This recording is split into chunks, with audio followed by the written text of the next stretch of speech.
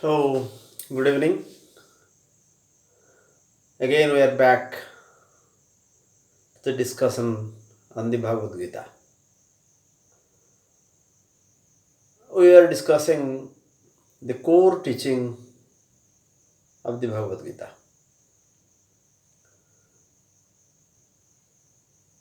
Or maybe what really we need and demand from the Bhagavad Gita. Well, some of the aspects we have discussed, even some of the temporal aspects, which normally we think that they belong to the time when the Bhagavad Gita was written, or maybe it belonged to the place where the Bhagavad Gita was written. But there are many aspects which are beyond this time and space, the time and the place. Very few are there in the Bhagavad Gita which are of temporal nature. Even as we discussed, the yajna, the interaction between the man and the gods, though it was considered a temporal thing, many Westerners still hold that yajna and other things are just mere rituals. Mere rituals. But it is not the case. With verses from the Bhagavad Gita, we have already come across the fact that it is not the case. If somebody does his karma, he does his ajna. So, where this question of ritual comes here? Nothing. If somebody does his duty or karma, he does his ajna. So, in many ways, as I said in the last episode, that Sri Krishna says, Sahajagya Prada Srushtra. With yajna, I have created the entire humanity. So again, yajna is not limited to rituals in the Bhagavad Gita. Then the caste system that we have already discussed. Chaturvanyam maya srushtang gunakarma vibhagasaha. So when we come across this, gradually we will see that the Bhagavad Gita is not a biography, right? As in case of we read normally the Buddha's biography, Jesus' biography, or there are many saints who have come to this earth to preach the humanity, to save the humanity. It is not the same thing. It is not biography of Sri Krishna. It is not biography of Sri Krishna. Sri Krishna's biography you can get in the Bhagavata, Harivansa or other scriptures. But the Bhagavad Gita, though Sri Krishna is the main character here, apart from Arjuna of course, though he is the main character, Bhagavad Gita is not a biography, the life history of Sri Krishna. As in case of in Tripitak of Buddhism, we get that the Buddha's biography there. Jesus' biography is also available. So this is, Bhagavad Gita is not a case like that. Number two, the Bhagavad Gita is not a spiritual quest. It is not a chronicle of man's spiritual quest, as is the case with the Vedas, the Upanishads. It is not like that. It is not like that. It is not a chronicle, or it is not It does not enlist man's quest for spirituality or God or whatever. It is also not the same. Nor the Bhagavad Gita is a book of ethics, do's and don'ts that we have already discussed. It is also not like that. It is not a scripture as Kautilya's Arthasastra or Chanakyaniti, nothing like that. Nothing has been told here, do this, don't do it, nothing. During the course of giving his Gospels, at 2 or 3 places, Sri Krishna says to Arjuna, Jathechasi tatha kuru, jenechhatena gamyatam. So a particular liberty, freedom has been given to the disciple.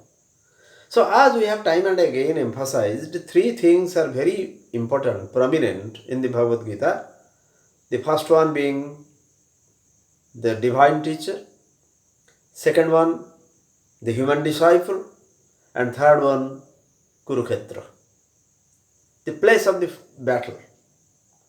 So these 3 things are very important when we try to read the Bhagavad Gita. The only thing the Bhagavad Gita does is to address a crisis that Arjuna faces. It addresses a crisis that Arjuna faces, like all human beings, like you and I. So, this particular, scripture, if we can say like that, this is not comparable with all these things just I have mentioned. Here, the divine teacher is the supreme.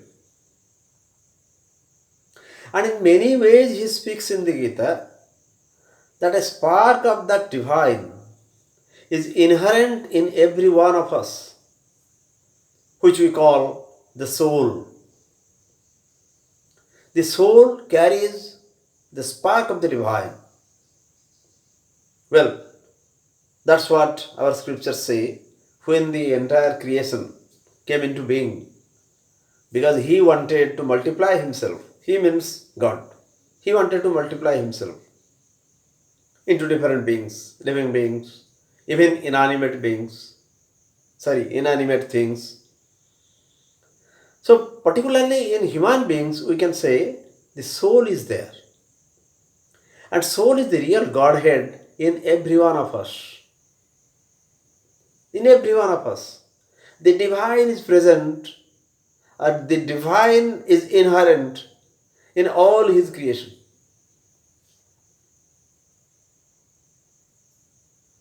Vidya vinaya sampanne brahmane gavihastini suni jaiva swapake cha panditaha samadarshina. It is again in the Bhagavad Gita.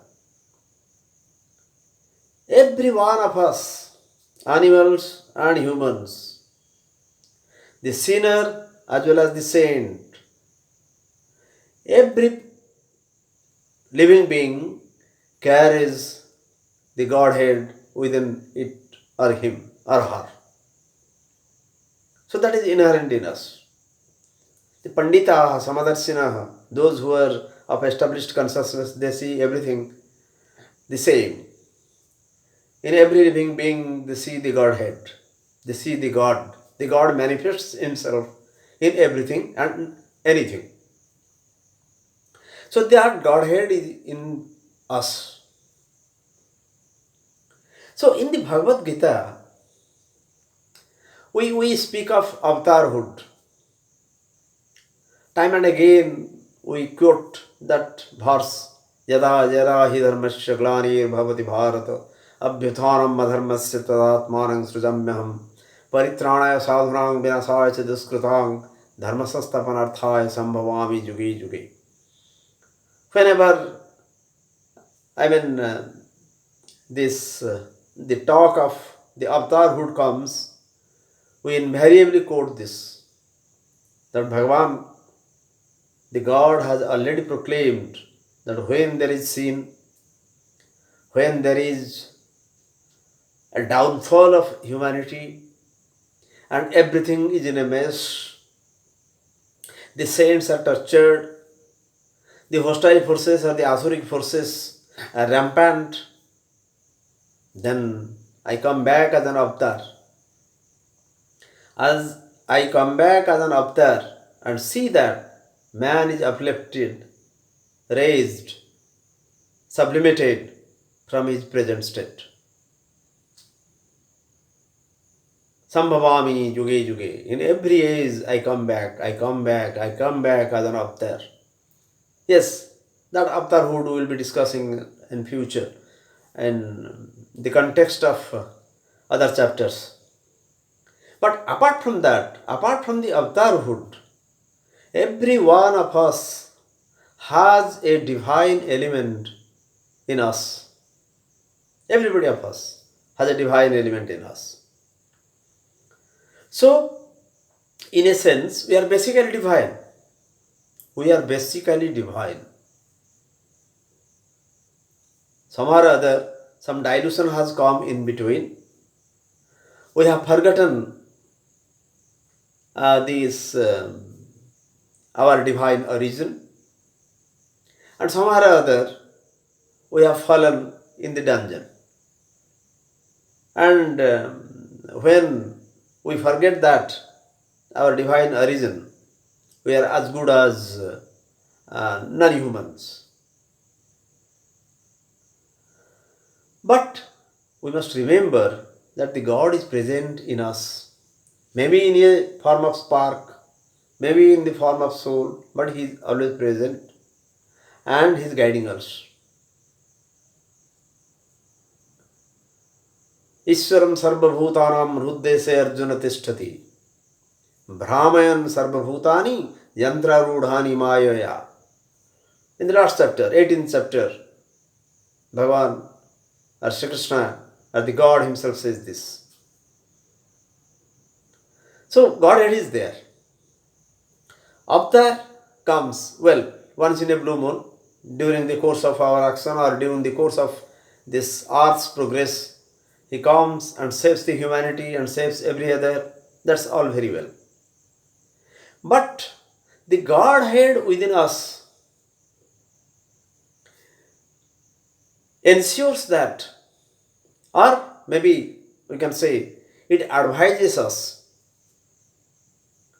It points fingers to us to do good. To do good. And whoever listens the divine in us, within us, he becomes an uplifted man. Those who do not, for them, something else is necessary. Maybe force, maybe compulsion, maybe coercion. But we must listen to the Godhead with us, within us, which we hardly do.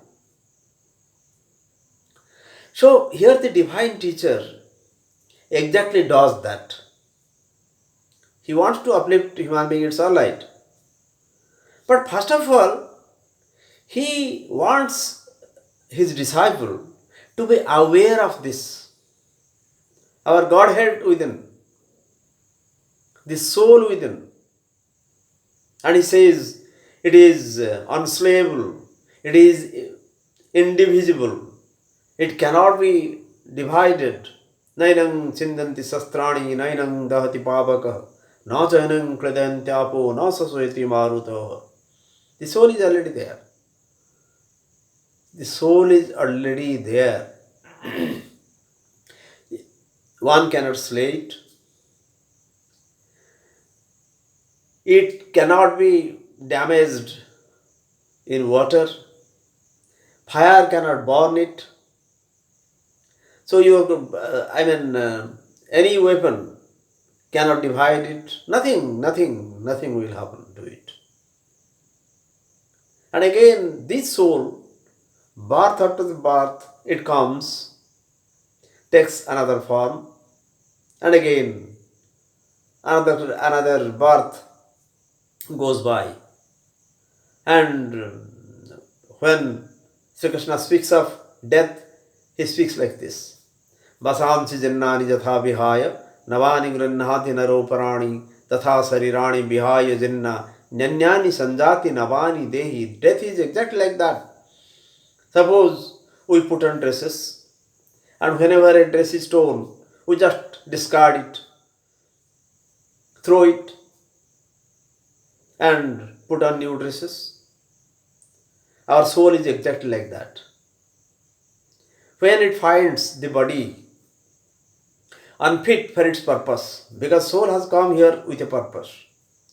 When the soul finds that the body is unfit for its purpose, then it discards it, which we call death. So in different ways, he has tried to interpret the divine Godhead in us. Maybe to Arjuna, but it is for everybody.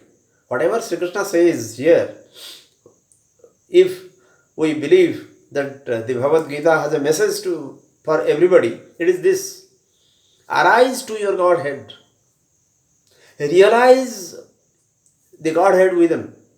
O humans, Srunnantu sarve amritasya putraha. This is the call, clarion call in the Upanishads. We are called amritasya putraha, immortals. We are all immortals. The body dies, yes, it's alive, but the soul within doesn't. Because soul is immortal. It doesn't die. So there is a clarion call for all of us to rise to that divinity. And the Bhagavad Gita does that. So divine teacher, when we speak of the divine teacher exactly does this. So we'll continue this in the next episode. Thank you very much.